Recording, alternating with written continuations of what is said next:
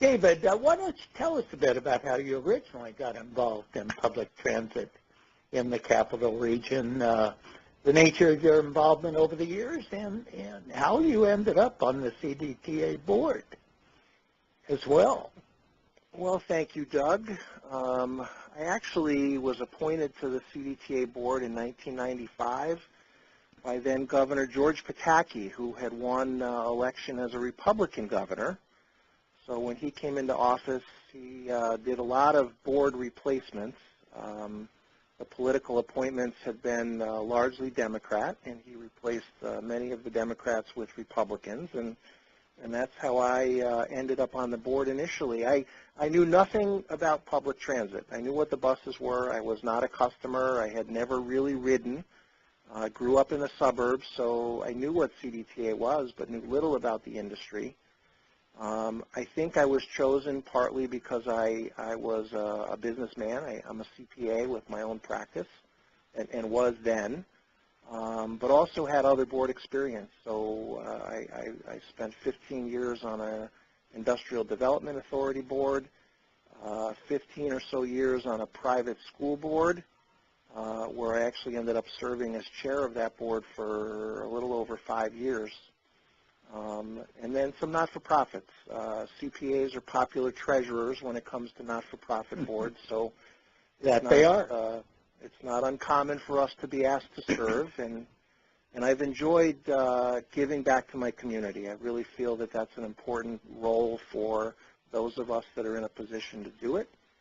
I think we can make the organizations that we're a part of better, and I truly enjoy it. So now I'm also part of APTA, become increasingly more involved with the American Public Transportation Association. I'm currently the vice chair of the board. In September, I will be the chair of the board, and it's probably been about 10 years of being active in APTA that has gotten me to the point that I'm at. Lots of support from friends within the industry to help me get to where I am, but it all started with CDTA. Yeah, how long have you served as chair of the CDTA board? Well, actually 3 different times. So initially, and I was appointed in 95, so my initial term as chair was 2001 to 2005. And I started in that role with Dennis Fitzgerald, who had been the longtime executive director at CDTA. At the end of that first cycle, Steve Bland was our CEO.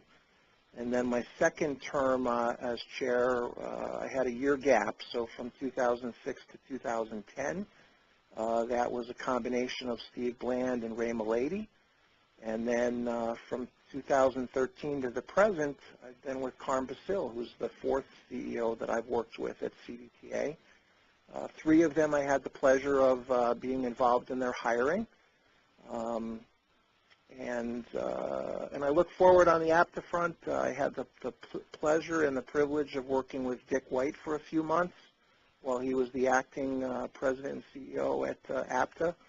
And now look forward to working with Paul Skatelis, who just started as the president and CEO of APTA on January 3rd.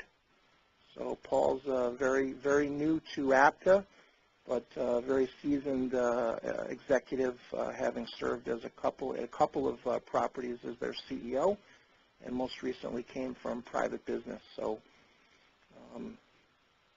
lots of fun. I've had a lot of fun along the way, and mostly great experiences. Great. Well, you've obviously made a huge contribution to public transportation generally, specifically to CDTA and APTA, the American Public Transportation Association. What have you found most enjoyable and satisfying about chairing the board of CDTA over the years?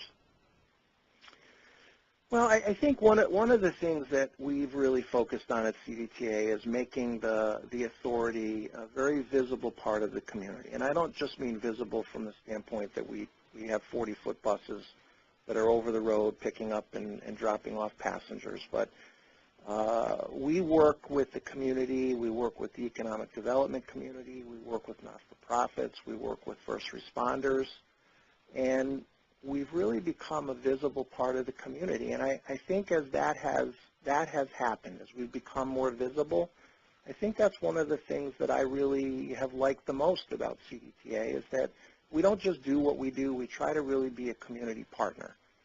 You know, our current CEO, Carm Basil, he's partnered with a couple of not-for-profits, and, you know, he did a Real Men Wear Pink campaign for breast cancer.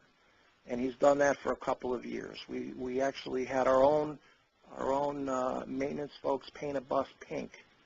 And the bus, believe it or not, became sought after. It actually needed its own scheduler because so many people wanted to have the bus part of their community event. So, you know, those kinds of things are pretty special when even somebody who doesn't ride the bus can look at us and say, hey, you guys are really part of the community and we appreciate what you do. Now, is there something about chairing the board itself that you found really satisfying? Some aspect of doing that job? Again, part of it is that, certainly, the good feeling that comes with that. But the part about chairing the board, I've had an opportunity to work with some great board members over the years. You know, 22 years have flown by, really. And over that time, there's been, we're a 9-person board, but there's probably dozens of board members who have come and gone in that time frame. And it's been a pleasure to work with them, with the CEOs I've worked with, and the senior staff that support the CEO and the organization. Being the leader of the CDTA board is, it's not as much work as it may seem.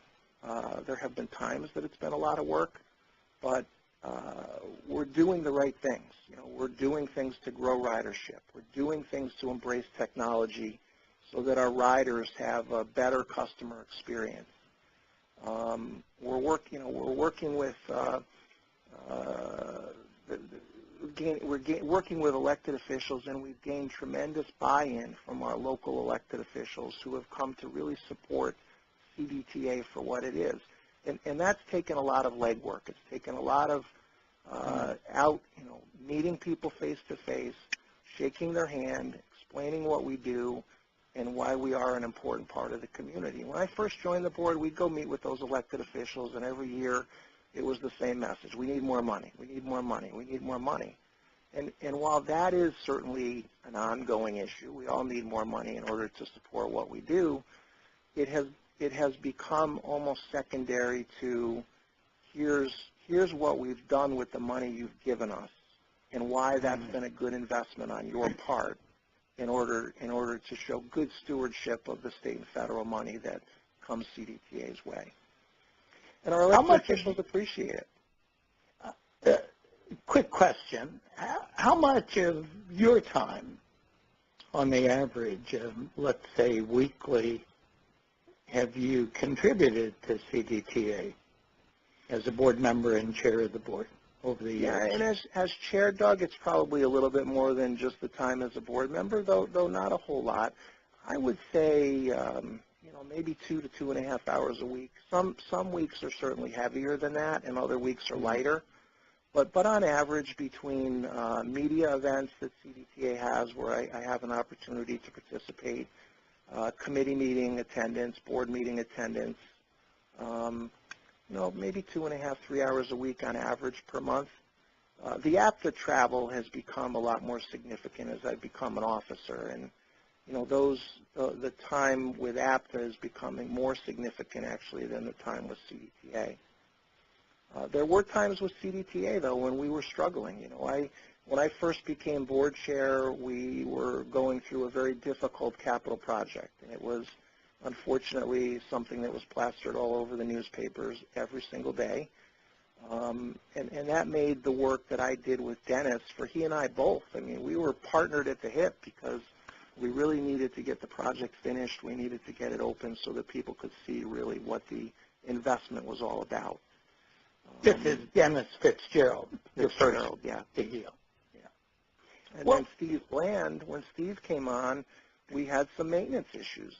It was not uncommon that we had a bus fire, and those were obviously on public display. There was a lot of media attention, And Steve and I worked very closely to work through those maintenance issues to make sure that our customers felt that they were safe and could be confident in riding public transit without a fear that there was something that was going to go wrong. So those periods of time, there was more time involved on my part because we were addressing issues that weren't real comfortable. As you know now, we were recognized in 2017 as the best mid-size system by APTA in the APTA system. So, that comes with great pride.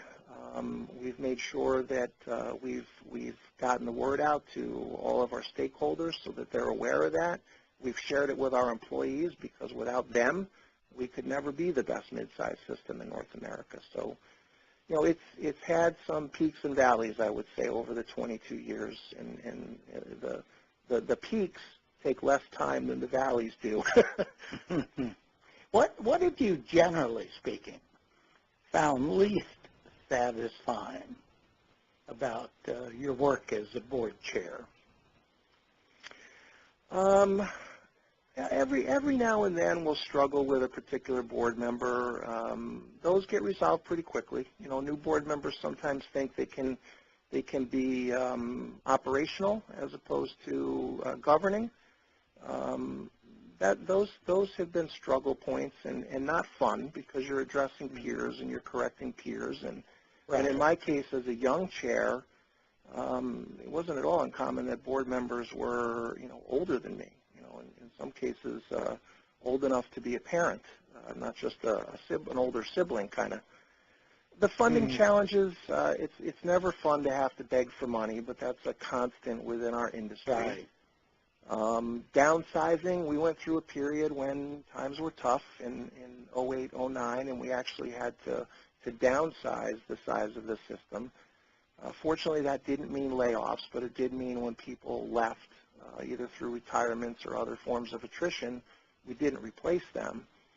But contracting or restricting your size is nowhere near as much fun as growing the system and expanding membership and service. Well, so I'm sorry. Nope, that was it. Okay. Well, let's change focus just a bit and talk about that most precious and often somewhat fragile relationship between the board chair and the CEO. Based on your experience working with 4 CEOs at the Capital District Transportation Authority, what support do you think a board chair should expect from the CEO? What can a board chair look to the CEO to provide? Well, to him or her specifically. Yep, and honestly, I've only worked with him, but someday maybe it would be nice to work with a female CEO. I haven't had that opportunity, but well, you stick around for a few more years, and you will. Yeah, sure. Maybe I will. Have to talk to Carm about his retirement. But I think I've always believed, and I think this is time tested. I think the board chair kind of leads the board, and the CEO leads the company, and those are primary fundamental lines that we can't cross. But in order for a board chair to be successful, it really takes strong CEO support. I could not do or could not have accomplished some of the things that I've accomplished as a board chair without a CEO who dedicates probably somewhere between 25 and 33% of his time to making sure that the relationship with the board chair and the board is humming along and that there aren't any hiccups. It's a lot of work on the CEO's part.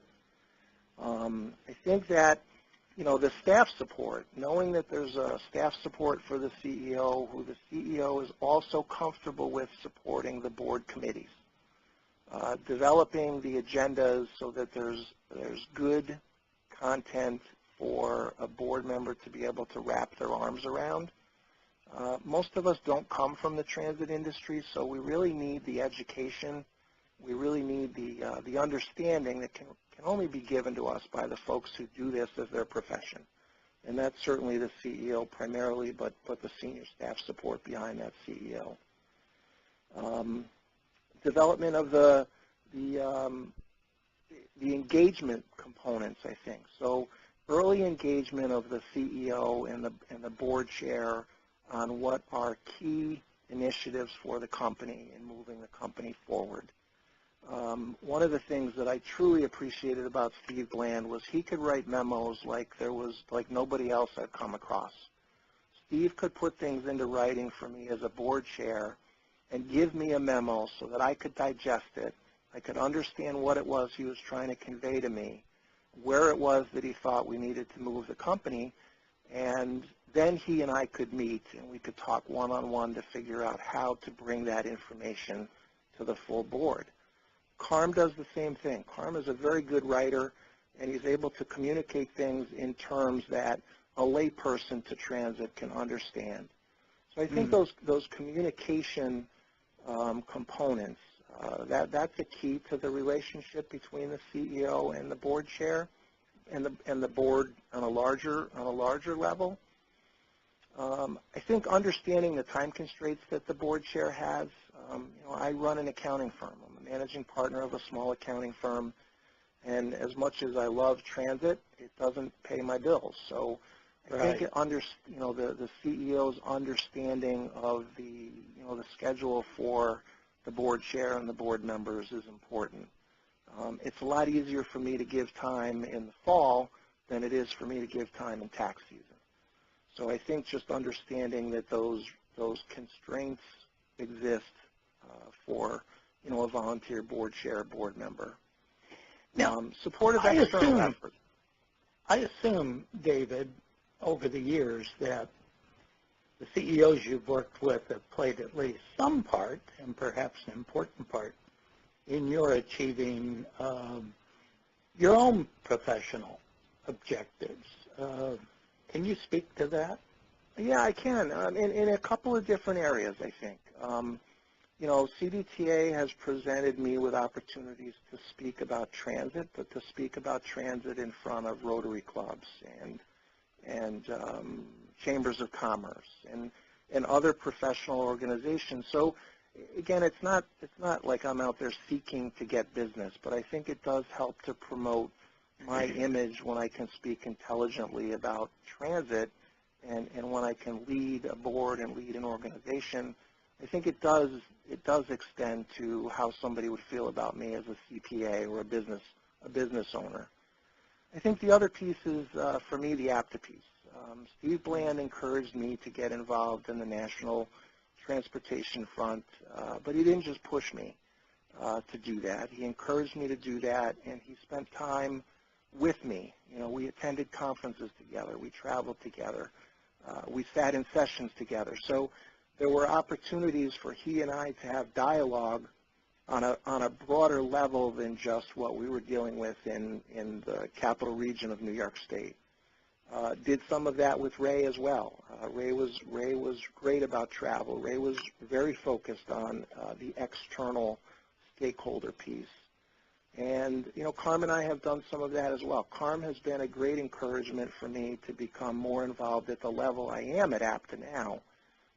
With Steve, I started attending conferences, and with Ray, became a little more involved in the Transit Board Member Committee, but it was really under the time I've spent with Carm that I became the Transit Board Member Committee Chair and have now been elected as the APTA Vice Chair. So, well, in addition to being Vice Chair, David, I don't think you mentioned this. You were named Board Member of the Year, were you not, by APTA not too many years ago? I was. Actually, that was 2009, and that was Ray Milady led that charge. Ray, at the time, my board term had expired, and Ray was hoping that if I was selected to be the Board Member of the Year, it might help to get me reappointed in New York State by a Democrat governor. It didn't work, but it was certainly great to be recognized and much appreciated. I'm sure Carm had his hand in that, and what Carm's role was at the time at CDTA. He was essentially Ray's right-hand person. So between the two of them, they did a really nice job in putting an application together for me to support why I was worthy of that award. And it's very humbling to have won that award. I had the opportunity to sit on the awards committee for 3 years and see the applications that come through that committee, and it made me even more humble to see the folks that are doing things in transit and are worthy of winning that award. So yes, that was great support from a current CEO and a future CEO. We didn't know that at the time in CARM, but in submitting that application for me. I didn't even know they were doing it. I didn't know until I won that they had actually submitted that on my behalf. Well, that's quite a testimony to. And I think some of the other things, again, identifying opportunities for external speaking, but bringing in speakers to address the board. So, we have CARM identifies, Ray and Steve have done this as well, had done this as well, but identify speakers from the community that they can bring in to help make the connections between what CDTA does to the broader economic development community. So, we've had speakers come in from New York State DOT, from the Capital Region Planning Commission, Chambers of Commerce, and it helps us at the board table to understand really what our broader role is within the community. And that's all organized by the CEO. Now, David, my last question. You'll be happy to know. If you were counseling, I'm sure actually you do counsel transportation CEOs and even executives aspiring to be CEOs. If you were counseling them about how to go about building a really solid partnership with their board chair, what attributes and skills would you tell them are most important, and what strategies would you recommend that they employ in building this partnership with the chair? Well, I think first and foremost, like any healthy relationship, communication, and I know I mentioned this in the last question, but I can't underemphasize the importance of good communication. And I think that's on both ends. The CEO has to be willing to reach out, but the chair has to be willing to reach back.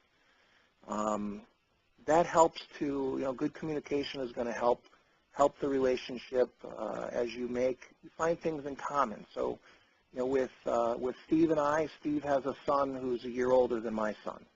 So we had our sons in common that would give us something outside of transit that was a nice talking point.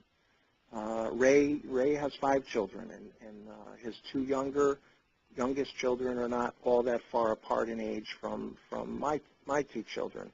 And CARM has 2 sons. So CARM's sons were active in sports, and my daughter and son were both active in sports. So it gave us some nice connections beyond transit. And I think if you truly like somebody, and I can honestly say that all 4 of the CEOs that I've worked with, I've truly liked, not just from the relationship that we've had as board chair and CEO, but I keep in touch with I haven't seen Dennis much, but I keep in touch with Steve, I keep in touch with Ray.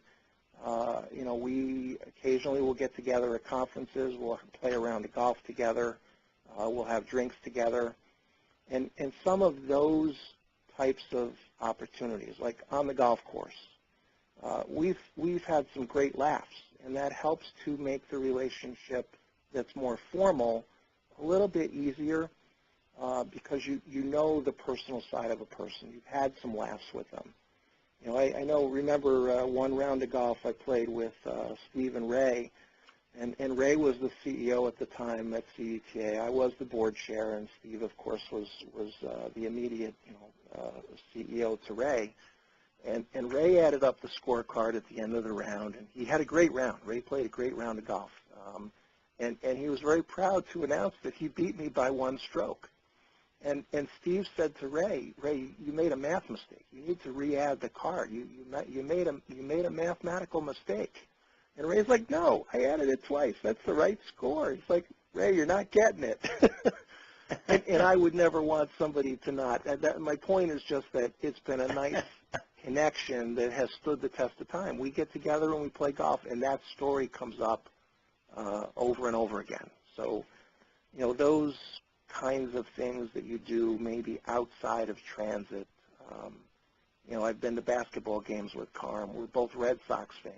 So I think it's the connections that you try to work toward beyond the professional relationship that can really help that relationship to be successful. So in addition to communication and making a personal connection, are there any particular skills and attributes you would recommend that CEOs cultivate in building the partnership with their chair? Are there any others? Again, I think remembering that we're not the experts.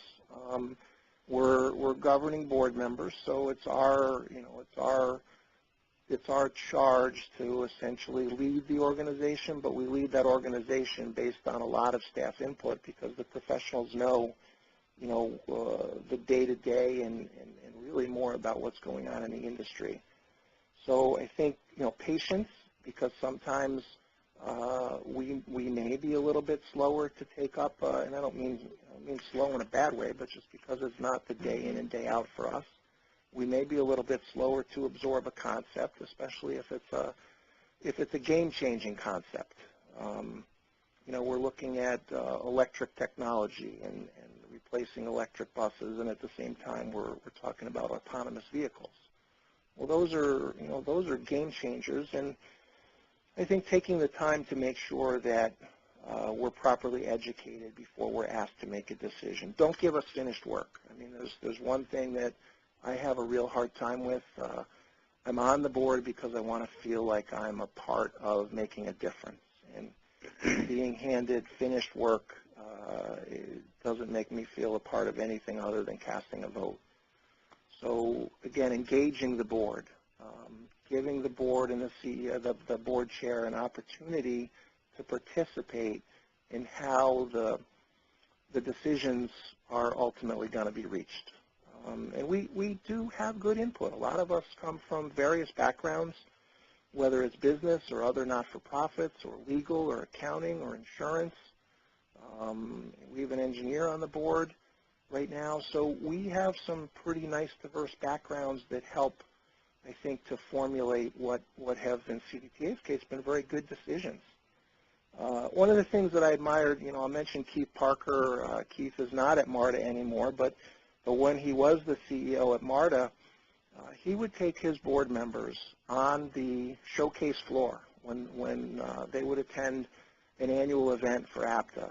And he would walk them around the showcase floor and point out particular products that he knew MARTA was going to be coming into the procurement process for. So it was a way to educate the board members, not just from a piece of paper, but to actually show them what the products were that they would be looking at procuring. And I think taking the time to do that, probably for him, meant wonders in not having to spend as much time explaining something verbally because they had actually seen it physically. Well, you're saying the CEO not only has to be a teacher and a good teacher because transportation is such a complex field, but also a facilitator as well, making sure board members and especially the board chair are very engaged in addition to understanding content. They're actually engaged in shaping decisions. Absolutely. And I think I've been pretty fortunate with all four of the CEOs that I've worked with. They've all been different. They've all had different leadership styles. They've all been at CDTA at a different point of need for the organization. And in some ways, the board has had to adopt a little bit more to the CEOs than the CEOs have had to adopt to a changing board. But that, too, has worked both ways. When we brought Carm in, we knew that Carm was the right person for the job because he was going to have the difficult task of actually downsizing the organization. And because he knew so many of the employees from having been an employee at CDTA for, at that point, almost 30 years, we knew that he would make decisions with empathy. Whereas somebody coming in from the outside who didn't know those people might have just made decisions that were good business decisions, but not necessarily good people decisions. You know, Steve came in at a difficult time with maintenance, and as much as we tried to prepare him for all of the things that he would face coming in as a new executive director, replacing Dennis, who had been the executive director for possibly 20 years at that point, there were surprises. And you know, Steve and I, again, written memo communication, one-on-one meetings, and I didn't mention that before, but one-on-one meetings, I think, with board members and the board chair, that's time well spent. You know, emails and text messages nowadays are easy, but that one-on-one, face-to-face time is pretty critical, I think, in making sure that the relationship stays healthy. You know, I've asked my CEOs to not keep any surprises from me. So if there's bad news, I'd rather know the bad news early than to hope that with time it goes away, because there's nothing worse than a surprise when it comes to bad news. So again, I think a CEO who is upfront, as much as they can be upfront where there's bad news, it helps everybody to be a little bit more prepared for it and maybe take action to make sure that the message of that bad news is communicated to, you know, the stakeholders that it needs to get out to. Well, folks, it's been my privilege this afternoon to chat with David Stackrow, Chair of the Capital District Transportation Authority Board in Albany, New York,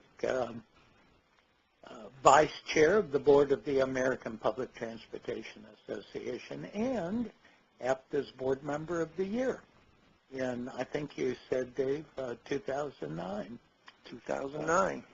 I really appreciate you taking the time, Dave, to educate us about the board CEO partnership and valid expectations a board chair can have for CEO support. And I wish you a great afternoon.